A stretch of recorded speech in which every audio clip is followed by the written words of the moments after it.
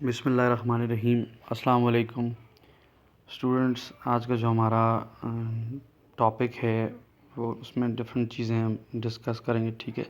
مین جو ہمارا ٹاپک ہے وہ ہے گورنمنٹ آف پرویز مشرف. ٹھیک ہے. تو اس میں ہم آج ڈسکس کریں گے local government ordinance 2005.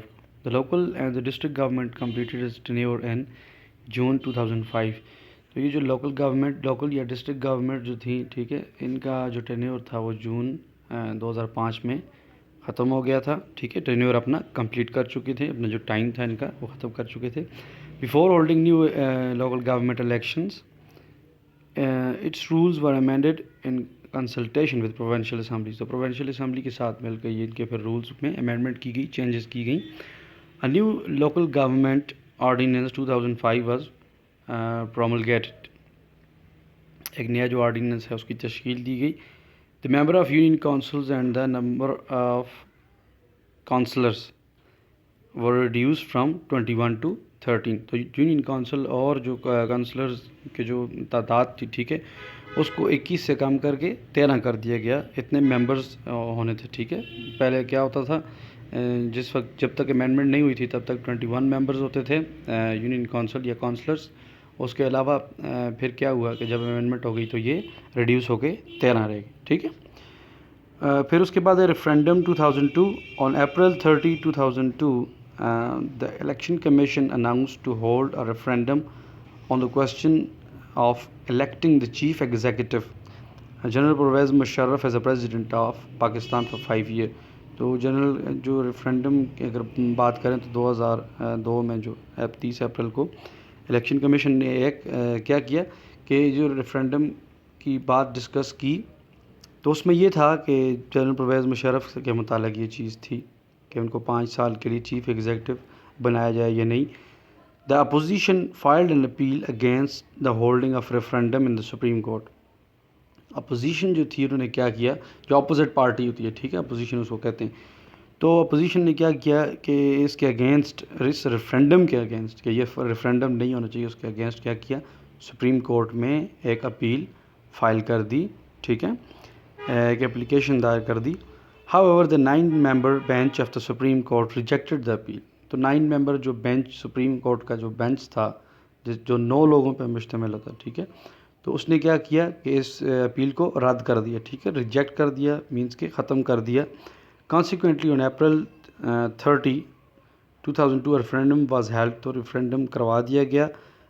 That give Musharraf a heavy mandate. جس نے مشرف کو ایک طرح سے چیف ایگزیکٹو بنا لیا. ٹھیک ہے.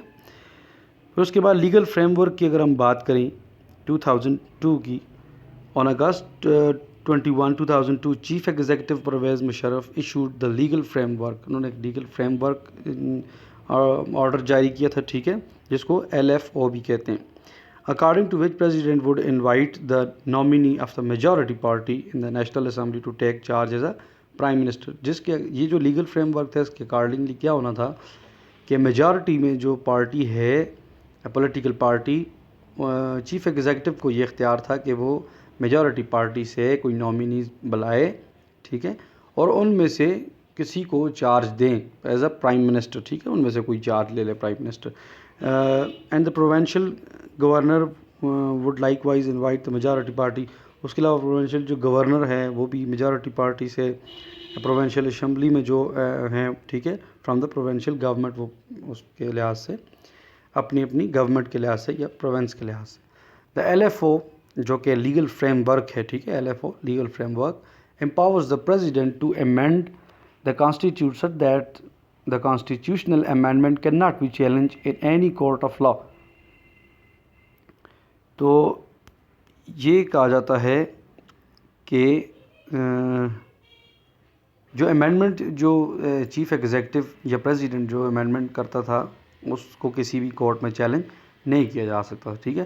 All the presidential orders and ordinance that election commission issued after the emergency of 14 August 1999 and all the laws were enforced between October 12, 1999 and August 21, 2002 could not be challenged. اس duration جو میں نے بتائی اکتوبر 12 سے 1999 اور 21 اگست 2002 اس کے درمیان میں جو امینڈمنٹس کی گئیں وہ کسی بھی کورٹ آف لاء میں چیلنج نہیں کی جا سکتی تھی، ٹھیک ہے. پھر اس کے بعد جنرل الیکشنز کی اگر ہم بات کریں تو general elections were held through the country, through out the country, کہ پورے ملک میں جنرل الیکشنز ہوئے، ٹھیک ہے. جس طرح پیچھے ہم گورنمنٹس میں ڈسکس کرتے رہے کسی نواز شریف کے ایرا میں یا جنرل ضیاء الحق کے ایرا میں یا اس طرح، تو جنرل الیکشنز پھر دوبارہ کنڈکٹ کر دیے گئے اکتوبر 10 2002 میں. The number of general seats in National Assembly were fixed to 272 272 seats جو تھیں وہ نیشنل اسمبلی کی تھیں.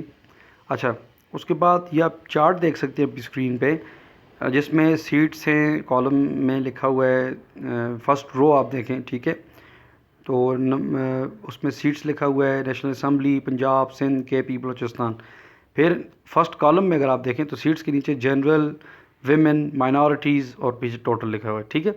تو نیشنل اسمبلی میں 272 سیٹس تھیں جیسے ہم نے بات کر دی. اس کے علاوہ پنجاب میں 297 تھیں، سندھ 130، کے پی میں 99 تھیں، بلوچستان میں 51 تھی، ٹھیک ہے.